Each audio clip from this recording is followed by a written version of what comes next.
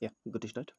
If there's a shortage of something, it's the time, so I'm not gonna waste it in the name of some introduction and all. So I'm directly coming to the point that I'm gonna explain 10 MCQs from real numbers in this video. And according to Shiva's new blueprint, I'm expecting that there may be at least 20 MCQs in the Shiva's upcoming exams like HSLGs and all. So now targeting midterm exams,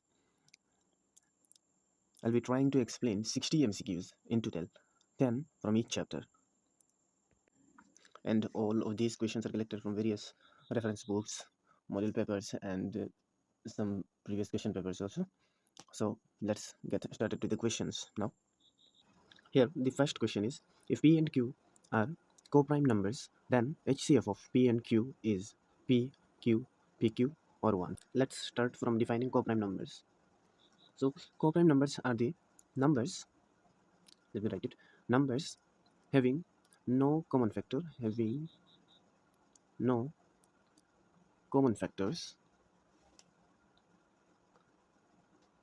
other than 1. If two numbers are there which has only 1 as their common factor, then the numbers are said to be co-prime numbers. For example, if we take 3 is a number and 4 is another number, and if we factorize 3, then we can get it as 1 into 3 as its factorization, and if we prime factorize 4, then we can get 1 into 2 into 2. So here you can see that 1 is the only factor common in both. So these are the numbers, 3 and 4 are the numbers which are said to be co-prime numbers. And likewise, we are given P and Q are two numbers having only 1 as their common factor. Actually, it is not said to us.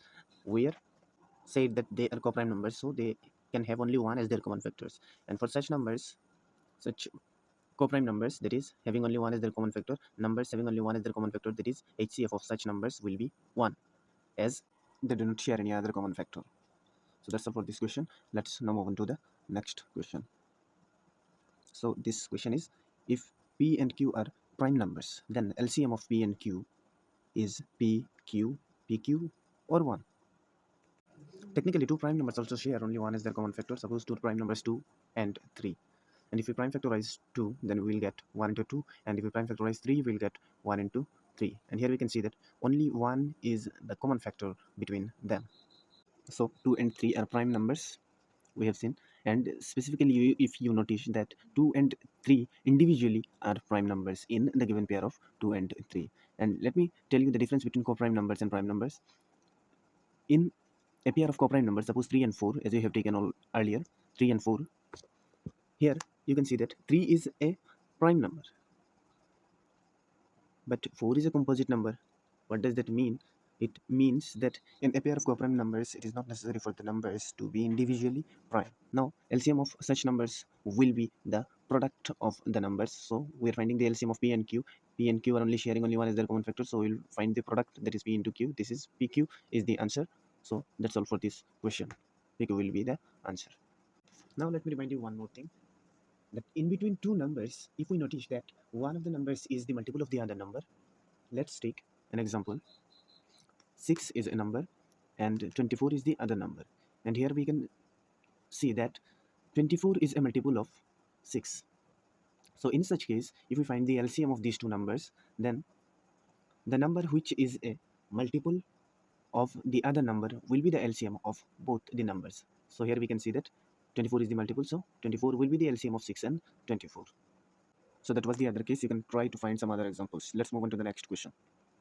The question is, if n is a natural number, then which of the following expressions ends with 0? Some expressions are given to us and we'll have to find which of the following ends with 0. So if we talk about the expansion of any number, then we can have a statement like, the expansion of any number x raised to the power n can end with 0 if and only if the prime factorization of x has at least 1, 2 and 1, 5. 1, 2 and 1, 5. If any one of them is not available in the prime factorization of the base of the number, that is in the prime factorization of x, at least one of them is not available, then that number can't get end with 0.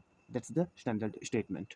And here we can easily see that 2 into 5 raised to the power n can end with 0 because it has 2 as well as 5 in the prime factorization of the base. So this is the answer. You can also check them for various natural values of n, which one of them are ending with zeros and all. So let's move on to the next question. Which of the following is not an irrational number?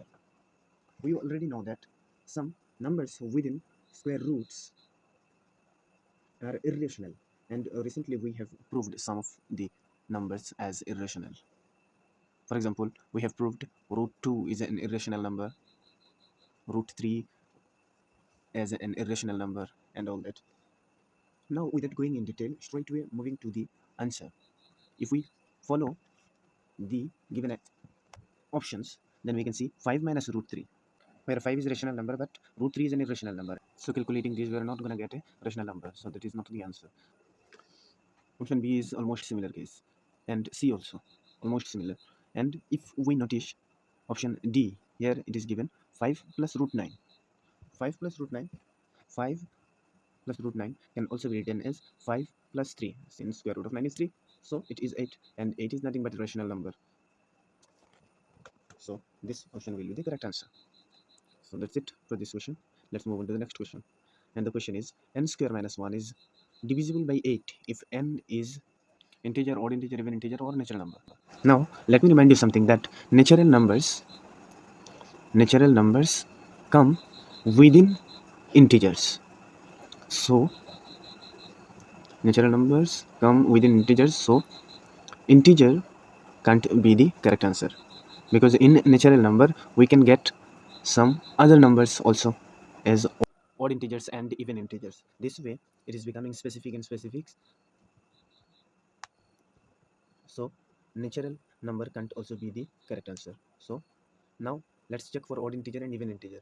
Firstly, we'll check for an even integer. So let's take an even number. 2 whole square minus 1 is equal to 4 minus 1 is 3, and 3 is not divisible by 8, so this can be the option. So let's take an odd integer. Suppose 3 square minus 1 is equal to 9, minus 1 is 8, and 8 is divisible by 8. Let's take another number. 5. Suppose 5 square minus 1 is 25, minus 1 is 24, so 24 is again divisible by 8. So answer is odd integer. Let's now move on to the next question, and it is the least number which is divisible by all the numbers from 1 to 10, both inclusive. So it is nothing but the LCM of all the numbers from 1 to 10, including 1 and 10 both. So let's find the LCM of the numbers from 1 to 10. 1, 2, 3, 4, 5, 6, 7, 8, 9, and 10. And now let me remind you one thing, that in such case where we find the LCM of lots of consecutive numbers, there may be some numbers which are the factors of other numbers. So let's do the step practically so that you can have a better understanding. We will take 10 from here, and we'll remove all the factors of 10 from these lots of numbers. So factors of 10 will be 5, 2, and 1, and all these will be removed. And now we'll take 9 and remove all the factors of 9, and in this case 3 will be removed, and for 8 4 will be removed. And now we'll find the LCM of all those numbers which have no factors among them. So we'll find the LCM of 6, 7, 8, 9, and 10. Let's find the LCM of all these numbers using the usual procedure. So LCM of 6, 7, 8, 9, and 10. And here it will be 2 3s are 6, 7 will be as it is, 2 4s are 8, 9 will be as it is, and 2 5s are 10. Now again divide by 2, and 3 will be as it is, 7 will be as it is, 2 2s are 4, 9 will be as it is, 5 will be as it is.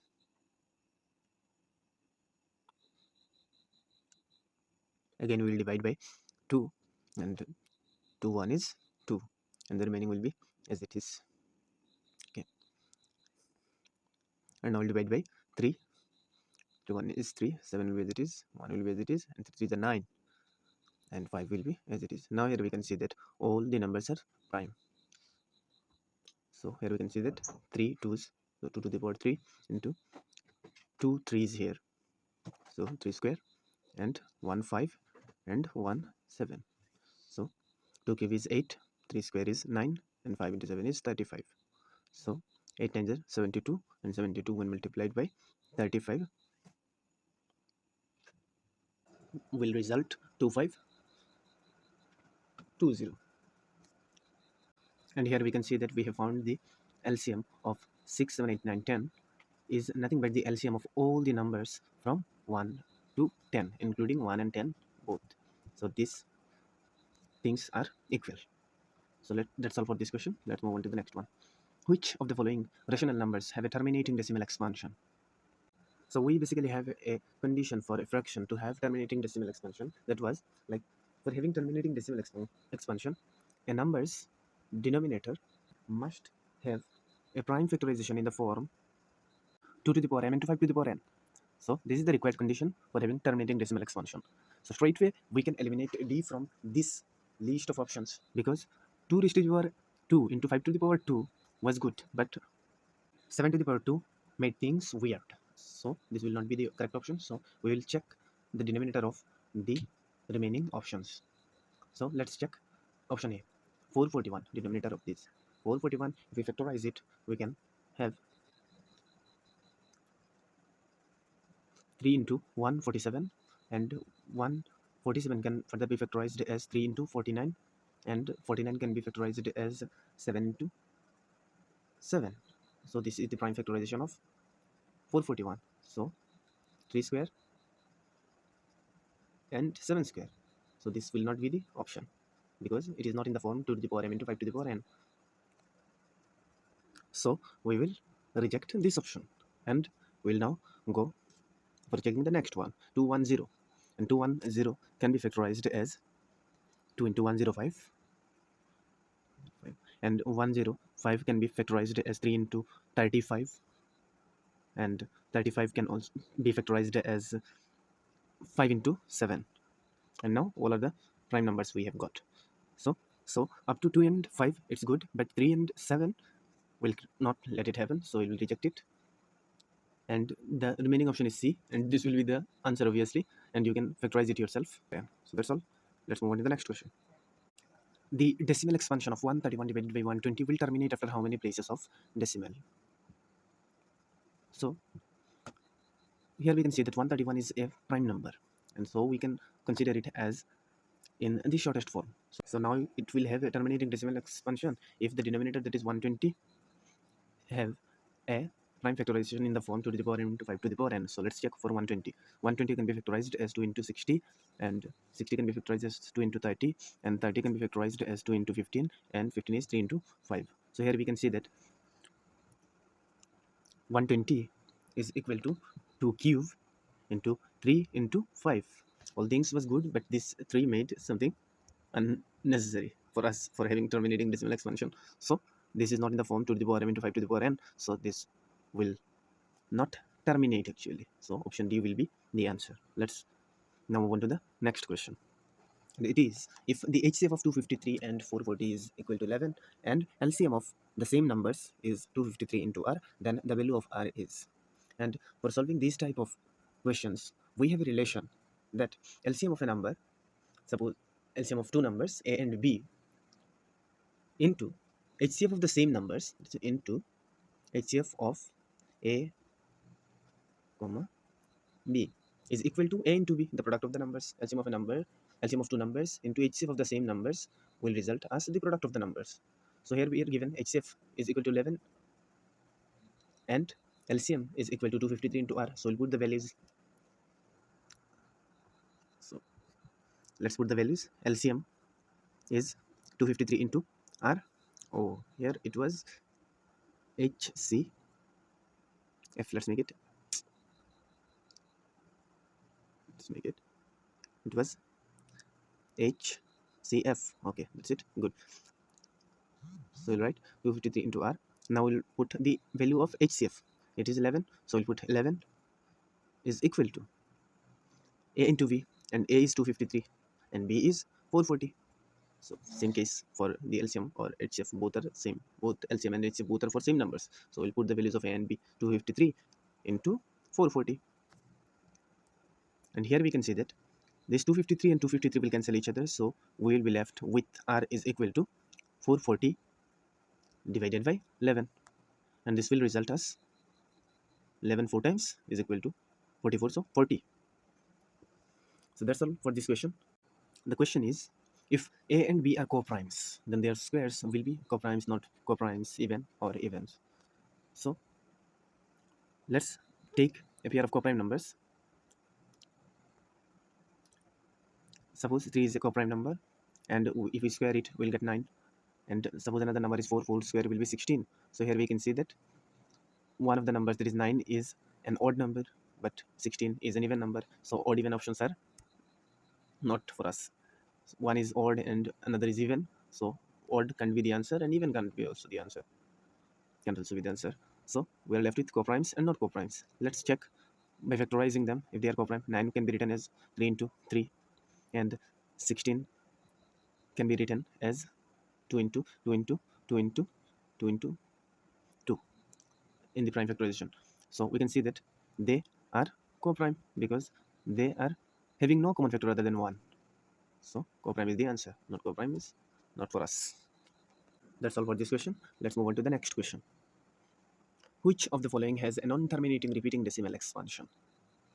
Non-terminating repeating decimal expansion. So we have just seen that for having terminating decimal expansion, the denominator of the fraction must be in the form 2 to the power m into 5 to the power n. So we will check one by one. Let's take first one, that is 8. 8 can be written as 2 cube. So 2 to the power m is done, but we can make it as into 5 to the power 0, because 5 to the power 0 is nothing but 1. So this will not make any difference. So 8 is in the form. So it will have a terminating decimal expansion. So we can conclude like that. Next, take 80. 80 can be written as 2 into 40. And if we factorize 40, we can write it as 2 into 20. And 20 can be written as 2 into 10. And 10 can be written as 2 into 5. So this is the prime factorization of 80. And now we can write 80 as equal to 2 raised to the power 4 into 5. So clearly this is in the form 2 to the power into 5 to the power n. So let's take the another number. So let's take 625, because 625 is a number which can be written as equal to 5 raised to the power 4. So we can say it is in the form 2 raised to the power m into 5 to the power n, according to the previous rule we have just seen, because we can write it as into 2 raised to the power 0. Now we are left with the only option C. So this will be the correct answer for us for this question actually. That's all for this video.